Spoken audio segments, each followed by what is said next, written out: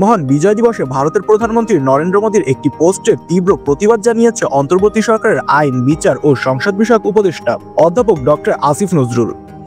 নিজের verified Facebook পেজে দেওয়া পোস্টে তিনি এ প্রতিক্রিয়া জানান। এর আগে বাংলাদেশের মুক্তিযুদ্ধকে ভারতের যুদ্ধ বলে দাবি করে মোদী তার পোস্টে লিখেন, আজ এই বিজয় দিবসে আমার 1971 সালে ভারতের ঐতিহাসিক বিজয়ে অবদান রাখা সেনাদের সাহস ও আত্মত্যাগকে সম্মান জানাই। তাদের নিঃস্বার্থ উৎসর্গ এবং অটল সংকল্প আমাদের জাতিকে রক্ষা করেছে এবং আমাদের গৌরব এনে দিয়েছে। এই দিনটিতে তাদের অসাধারণ বীরত্ব এবং তাদের অদম্য চেতনার প্রতি শ্রদ্ধাঞ্জলি। তাদের আত্মত্যাগ চিরকাল প্রজন্মকে অনুপ্রাণিত করবে এবং আমাদের জাতির ইতিহাসে গভীরভাবে গেঁথে থাকবে।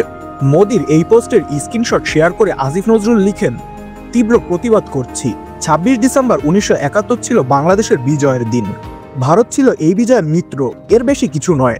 নরেন্দ্র মোদীর এই পোস্টের প্রতিক্রিয়া জানান বৈষম্য বিরোধী ছাত্র আন্দোলনের আহ্বায়ক হাসনাত আবদুল্লাহ। তিনি লিখেছেন, যখন এই স্বাধীনতাকে ভারত নিজেদের অর্জন হিসেবে দাবি করে, তখন আমি একে বাংলাদেশের স্বাধীনতা, সার্বভৌমত্ব এবং অখণ্ডতার প্রতি সরাসরি হুমকি হিসেবে দেখি।